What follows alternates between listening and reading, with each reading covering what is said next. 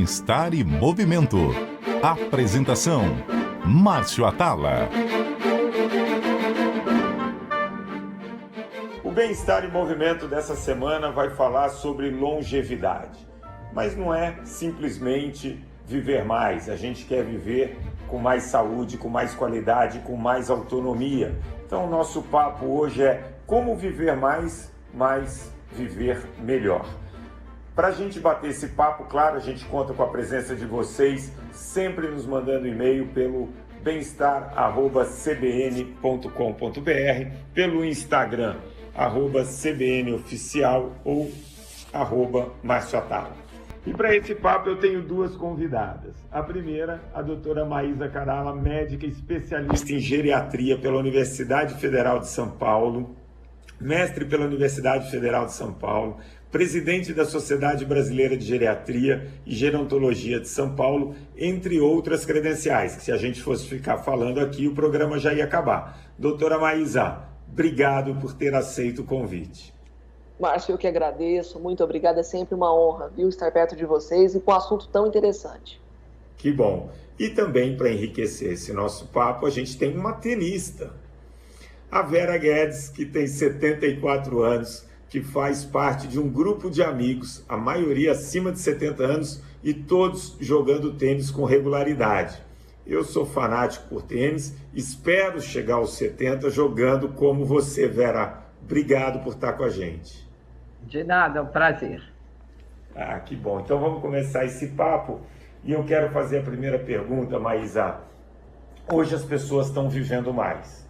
Então muito se fala da expectativa de vida. Claro, vamos excluir aí o período de pandemia que acabou afetando essa curva crescente no aumento da expectativa de vida. Mas eu tenho dois dados aqui que são interessantes. Um deles que saiu recentemente, mostrando que cerca de 10% da população brasileira, acima de 60 anos, já tem autonomia comprometida. E um outro estudo mostrando que, em média, um brasileiro tem 11 anos, os últimos 11 anos de vida, com alguma tarefa já sem autonomia no dia a dia. Como fazer para manter essa autonomia nesses anos que a medicina nos está dando condição de viver a mais? Márcio, é uma preocupação nossa, né? Esses seus dados realmente eles são verdadeiros frente ao que a gente vê. E o Brasil envelheceu muito rápido, inclusive a gente está na década do envelhecimento saudável, né, pela OMS. E a gente realmente não tem essa preocupação de como serão os últimos 20 anos. Né? A gente gostaria que essas doenças que aparecem hoje no Brasil aos 60 chegassem aqui aos 80 anos.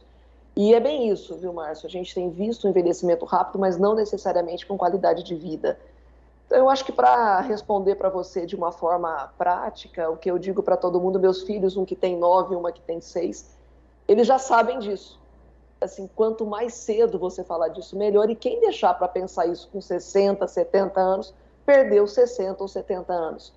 Então, Márcio, eu acho que isso envolve, claro, né, o tema do teu programa, a alimentação, tal, mas também envolve muito o que a gente tem aqui um exemplo grande com uma tenista que Bárbara, mais de 70 anos, mas é realmente esse propósito, né, de ter essa programação e fazer valer os anos de vida para que a gente tenha essa poupança e realmente a gente consiga evoluir melhor. Tá. Eu vou voltar daqui a pouco, Maísa, te perguntando alguns pontos que a gente sempre fala para ter uma longevidade ativa e a gente vai discutindo cada um deles. Mas antes disso, eu queria saber da Vera. Vera, qual o seu segredo? Conta pra gente. O que você fez durante a vida inteira? Segredo eu não tenho. Tá ouvindo? Desde garota eu jogo tênis e faço muito esporte. Esquio, fazia windsurf. Então, eu acho que é isso. É a vida ao ar livre, o esporte, alimentação boa e talvez genética, não sei. Aí não sei. Mas o esporte é muito importante. Muito. Tá bom, vamos lá. Eu quero começar a puxar uns temas aqui, e aí eu vou ouvir a Maísa e depois quero ouvir como que é a Vera nesse aspecto. Mas a primeira coisa, você falou aqui de propósito, sociabilização. Isso realmente é importante? É importantíssimo, Márcio, o que a Vera disse agora aqui, né? Está provado, inclusive, que a atividade física é até mais importante do que a própria dieta, não é?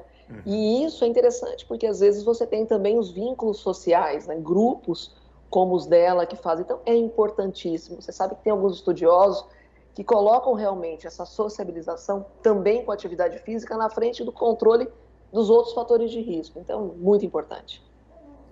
Vera, você falou que faz muita atividade física, você comentou agora que tem um grupo que joga tênis. Como que são esses seus vínculos sociais, né? Sejam eles com os amigos, sejam eles com a família. Sempre foram vínculos mais fortes? Sempre. Eu moro aqui no condomínio há muitos anos e nós fizemos esse grupo de tênis e até hoje jogamos. Somos 6 e jogamos 4 vezes por semana. Fora isso, há uns 20 anos atrás, aqui na Lagoa de Marapendi tinha um windsurf, que eu fazia windsurf também. E esqui com os amigos também, na neve, e os amigos são importantes, tanto social como os esportivos, eu acho, sem dúvida nenhuma.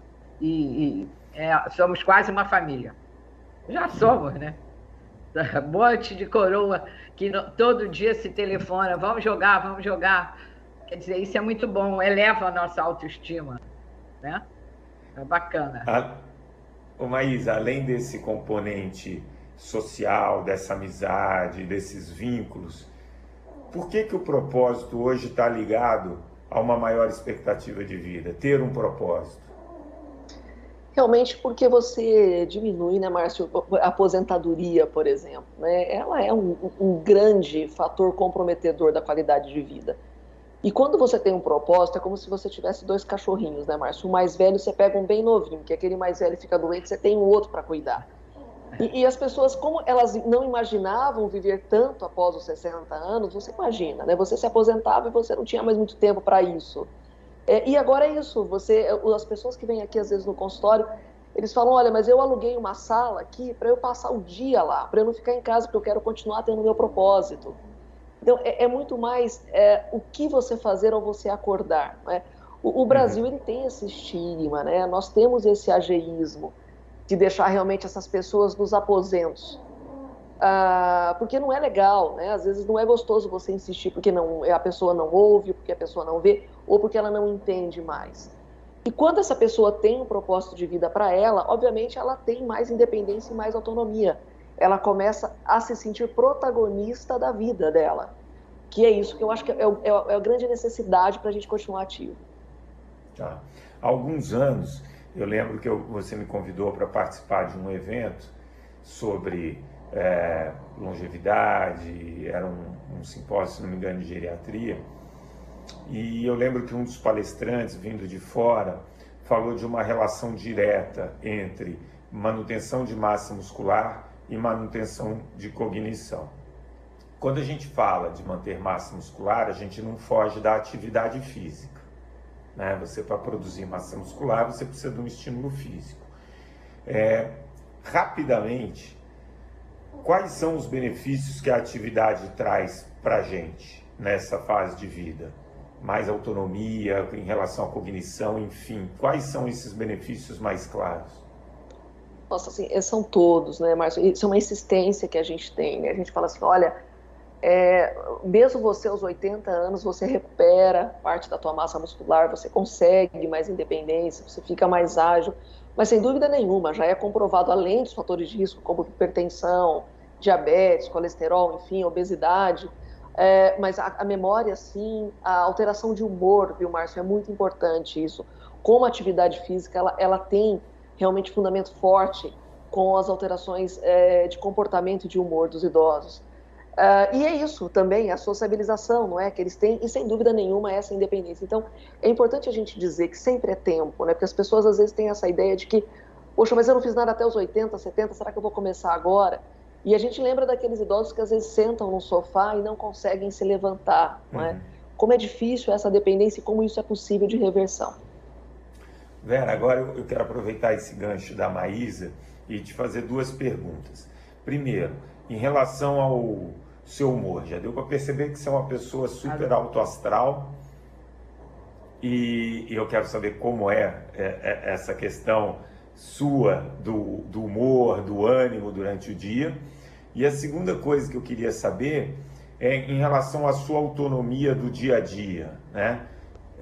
Você costuma fazer, sei lá, compras, costuma fazer suas atividades sozinha, você dirige, você depende de alguém. Me fala um pouco da sua autonomia e do seu humor. Olha, a minha autonomia é total. Faço tudo, dirijo, faço tudo. Quando não jogo tênis, ando e também cuido da casa. Já trabalhei como decoradora. Agora não mais, só de graça. E tenho um círculo de amizades grande também, muito antigo, que a gente não para também. Então, é isso, eu vivo a vida até o final. Tudo que eu posso, eu vivo plenamente. Agora, não esqueço também da espiritualidade. Também isso, para mim, é parte importantíssima. Toda semana assisto palestra, enfim, vou no meu centro espírita, sempre ajudo as pessoas, faço trabalho social. Então, isso também, para mim, talvez seja até a primeira coisa antes de qualquer coisa. E fora isso, eu tenho que te falar que os teus livros, há um tempo atrás, logo que você lançou, me ajudaram, também me deram força. Sempre me dão ânimo. Eu tenho aí guardado. Obrigado. E esse era um dos temas que eu ia tocar com a Maísa, que é a espiritualidade, né? Eu ia falar antes de alimentação, de sono, mas vamos pular para a espiritualidade logo que a Vera deu esse gancho para a gente. É realmente importante, tem aí uma ligação com uma melhoria de qualidade de vida, Maísa, a espiritualidade? Tem sim, viu, Márcio? Ela é muito ligada ao otimismo, né, de viver, né? Então tem esses pontos que são pontos focais do envelhecimento, né? Claro, a saúde, a economia, a família, não é? O teu vínculo, o teu suporte social. E a Vera falou muito bem, realmente a religiosidade, a espiritualidade, ela é muito importante porque inclusive te faz entender, não é? E de uma forma mais fácil você transportar tudo isso, que obviamente é uma fase longa e nunca necessariamente uma fase que vem sozinha, né? As dependências realmente aparecem em algum momento, mas só para falar aqui, Vera, eu sou geriatra, né? Como você sabe, mas você falando realmente, engraçado, essa tua fala agora remeteu realmente o que a gente lê nos livros, que é bem isso, né? Olha, eu faço tudo, eu quero fazer tudo. Parece realmente que você tem 25 anos a menos do que o Márcio disse aqui da tua idade. E é isso que é interessante, né? É a idade não a de batismo, mas a idade que realmente você transparece. É a alegria de viver, né? Gostar da vida, eu gosto muito, muito. Isso faz toda a diferença. Mas quando você começa a falar, vão vindo coisas na minha cabeça, não me deixa esquecer de falar também da importância da parte econômica nesse envelhecimento, tá? Mas eu quero partir para a alimentação. Hoje, se a gente for para diversos países do mundo, você vai encontrar alimentação muito distintas. Então, você pega as cidades onde as pessoas são mais longevas, você vê características bem diferentes. Mas, isso falando em termos de composição nutricional. Existe uma alimentação mais indicada ou vale o bom e velho equilíbrio, não só em quantidade, mas em qualidade? Olha, Márcio, vale o velho, né, equilíbrio. Na verdade, o Brasil ele é tão farto de um bom equilíbrio, não é? Nosso arroz, feijão, né, nossa carne, nossas saladas, as frutas todas que tem aqui. Realmente, eu acho que a gente dificulta um pouco quando a gente fala de alimentação, que eu também bem do que você fala, né, Márcio? Uma hora está na moda, uma hora não está na moda. Isso realmente não cabe. E o que é interessante também, pegando nesse gancho da alimentação, essas pessoas têm 70, 80, 90 anos de vida, não é? Você não pode querer mudar a dieta ou alguns modismos para essas pessoas. E via de regra, viu, Márcio, esses idosos de hoje se alimentavam e se alimentam bem. O que acontece é uma fase intermediária, mas essas pessoas realmente têm noção do que realmente é saudável. mas sem dúvida nenhuma é o básico, sem muitos modismos, e a gente vê realmente um grande aumento.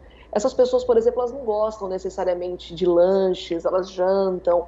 É interessante essa característica. Agora, quando você envelhece, você então evolui com perda óssea, perda muscular, né, até alterações cognitivas, existem suplementos alimentares que realmente fazem a diferença. Porque essas pessoas elas não conseguem mais ingerir a quantidade de proteínas, etc., por diversas razões. E aí sim é interessante uma avaliação diferente, mas esse envelhecimento baseado numa boa alimentação desde que a gente nasce, aliás, a gente começa a ficar velho aos 28 anos, né? Realmente alguma coisa que você tem que começar lá atrás e manter um hábito bom de vida. Você tocou num ponto interessante, né? Claro que uma pessoa com mais idade, que eventualmente vai ter alguma dificuldade de ingestão, uma suplementação, um ajuste sempre é necessário. Mas a gente começa a construir isso ao longo da vida, né? E é isso que eu queria perguntar para a Vera. Vera, como que foi essa sua alimentação durante a vida inteira? Foi essa alimentação com mais alimento de verdade, tipo arroz, feijão, carne, frango, como a Maísa falou, leite, saladas, verduras? Ou você foi uma pessoa que buscou dietas milagrosas, fez restrições, grandes restrições? Conta como que foi essa sua jornada na alimentação. Márcio, a minha alimentação sempre foi boa. Arroz, feijão. Meus avós eram portugueses, então a empregada fazia bacalhau, carne, frango. É uma alimentação de verdade. E eu acho que isso foi bom também. Frutas, legumes. E nunca fui de comer muito, mas sempre comi tudo. Hoje em dia todo mundo tem alergia ao leite, alergia a não sei o quê. Eu não tenho alergia a nada. Eu como de tudo um pouquinho. Não abuso em doce, essas coisas não abuso muito, porque até não amo de paixão. Mas como, quando eu tiver que comer um pouquinho, eu como. Mas foi alimentação de verdade. Eu acho que isso valeu muito. E nunca fiz dieta também, porque eu nunca fui gorda também. Nunca fui. Então, sempre fiz esporte, desde garota. Então, isso ajudou. É isso. Eu acho o arroz e feijão uma maravilha. São dois. Eu também não vivo sem o arroz e feijão. Eu também. Maísa, ela falou uma coisa aqui interessante. Consumo regular de fibras. Imagino que isso esteja ligado a aumento aí de expectativa de vida e diminuição de certas doenças. Ela falou de quantidade, né? Então você vê que ela tem uma questão de quantidade interessante. E ela falou daquele velho equilíbrio quando a gente fala de gordura, de açúcar, de sal. Não precisa de grande engenharia na alimentação. É isso que a gente tem percebido, não é? As pessoas têm comido realmente em excesso.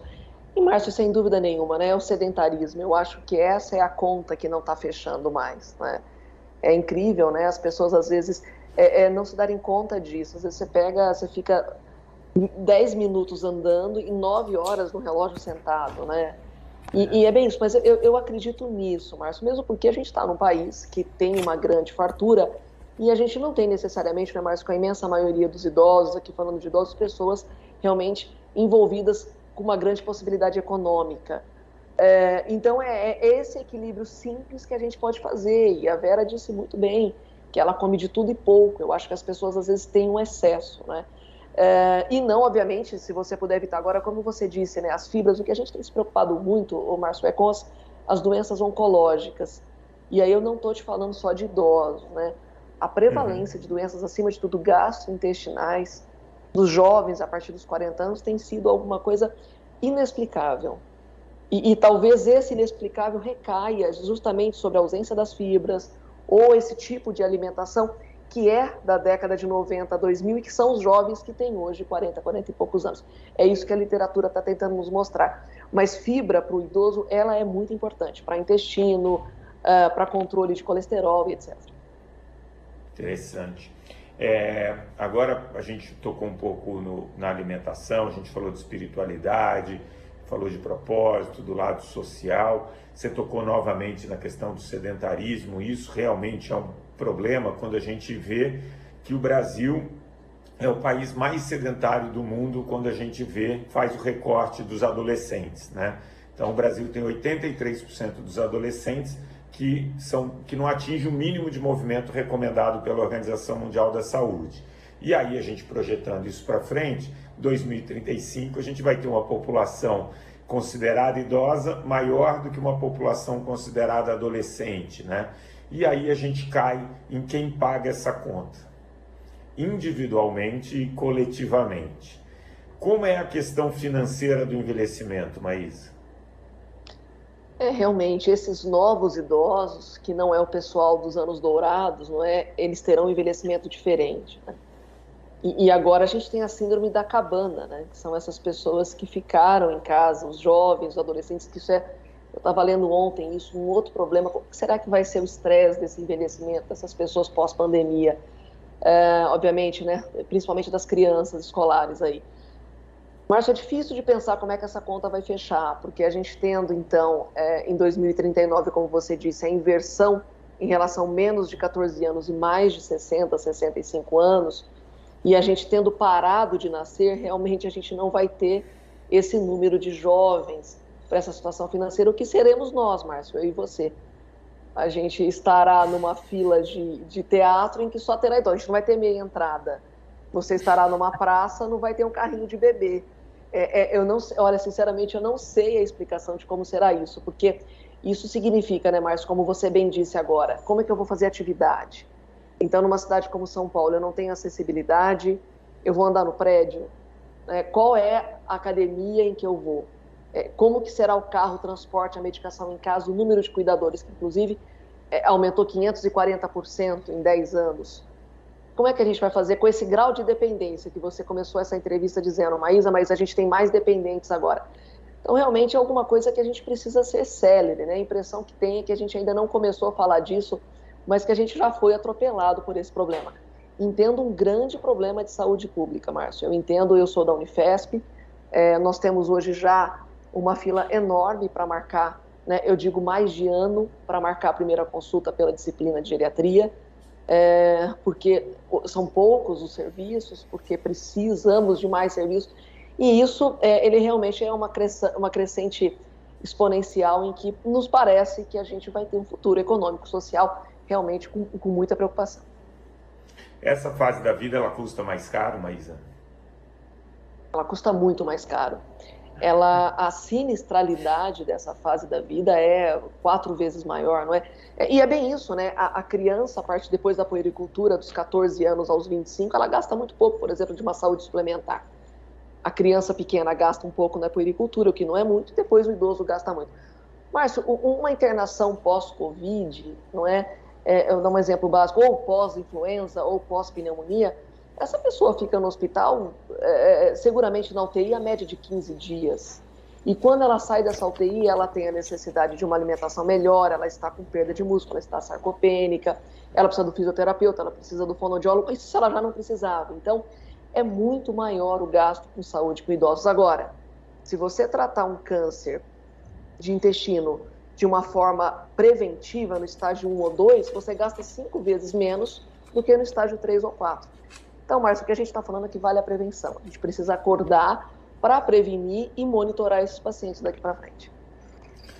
Ô Vera, você tem 74 anos, joga tênis, tem autonomia completa, provavelmente você tem ali uma saúde bem controladinha, com exames preventivos. Quando você pega pessoas que você conhece, da sua faixa de idade, que têm um estilo de vida diferente, que são sedentárias, que apresentam excesso de peso, enfim, que já não têm essa autonomia, como que é a vida dessas suas amigas? Já é muito comprometida? Olha, eu não tenho amigas assim. Eu conheço pessoas assim, mas amigas eu não tenho. Agora, eu sempre procuro... Peraí, antes eu discordo de você precisa ter grana para se exercitar. Eu acho que nem sempre. Você tem as ruas para andar, você tem serviço de casa para fazer, não precisa usar o controle remoto. Eu acho que se mexer é importante.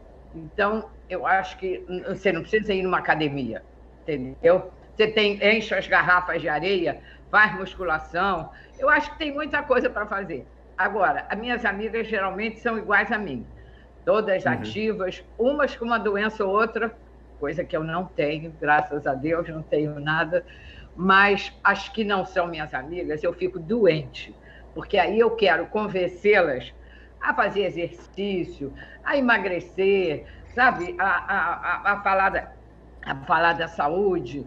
Até acho que eu sou um pouco crítica, mas eu não aguento, porque eu não entendo as pessoas que ficam de sofá em sofá em sofá.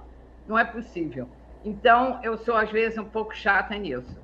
Sabe, conheci, é gordinha, eu digo, você é tão bonitinha, por que você não fecha um pouco a boca e tal? Vamos andar, fazer um exercício. E, às vezes, não sou bem aceita, não. Mas não aguento isso, não aguento. Não entendo como. Ainda mais a gente nesse país maravilhoso, o clima sempre bom, eu acho. Eu estou fora disso. Ô Maísa, a gente tem um exemplo aqui, que é a Vera, mas a gente tem um grande desafio, né? Você falou, eu não sei exatamente como vai ser o futuro para essas pessoas, como a gente vai pagar essa conta, como isso vai ser viável. Obviamente, a gente dependeria de uma política de saúde pública, porque quando a gente fala de um país como o Brasil, você tem uma população vulnerável e sem condições que precisa ter acesso a esse tipo enfim, ou de movimento, ou de informação, ou de uma alimentação. A gente tem uma população grande que precisa ser assistida, mas individualmente eu acho que a gente tem alguns caminhos aqui. A gente tem o papo é maravilhoso e passa muito rápido, mas a gente tem um último quadro nesse programa. 3 dicas para levar para casa. Que são 3 dicas, mas que quem está nos ouvindo, e que tem 30, que tem 40, que tem 70 anos, enfim, não importa, mas que quer ter autonomia, que quer ter uma independência, viver esses anos a mais com muita qualidade. Que 3 dicas você daria para essa pessoa? A primeira grande dica é a prevenção. A prevenção sempre. As pessoas precisam entender que elas são humanos, né? Que isso é um organismo que deve ter essa manutenção para que ele envelheça sempre melhor. Acho que a segunda dica é, sem dúvida nenhuma, você se conhecer os seus hábitos de vida, para que você possa realmente sistematicamente pensar de como você possa melhorar, tanto no seu aspecto psicológico, social, físico, enfim. E o terceiro, sem dúvida, Márcio, é o propósito da resiliência, que a gente vai muito de encontro com que a gente vê que hoje você não pode envelhecer. Então você precisa da plástica, você precisa de pessoas novas, você tem uma dificuldade enorme de ver as atrizes mais velhas, não é, se expondo na televisão, nos teatros, etc., que é esse preconceito com o envelhecimento. Então eu acho que a resiliência, o propósito de saber envelhecer é o terceiro grande ponto. Muito bem. Você tem 3 dicas para dar para os nossos ouvintes, Vera? Eu? Claro, Olha, você chegou lá, eu só estou na teoria. Eu acho que o hoje depende, o amanhã depende do hoje. Eu acho que você tem que começar cedo a fazer realmente um esporte, se movimentar. E ser otimista, entendeu? Ser otimista, gostar da vida, ter amigos, isso eu acho que é por aí. A minha dica é essa, é ser feliz. Ô, Márcio, eu não tenho uma quarta dica. A quarta, eu queria ser amiga da Vera, para entrar nesse pool de pessoas que envelhecem assim e não tem nada. Eu não quero. Você entrar nessa. Olha, meu pai jogou tênis até 94 anos. Quer dizer, era um exemplo para mim, minha mãe também.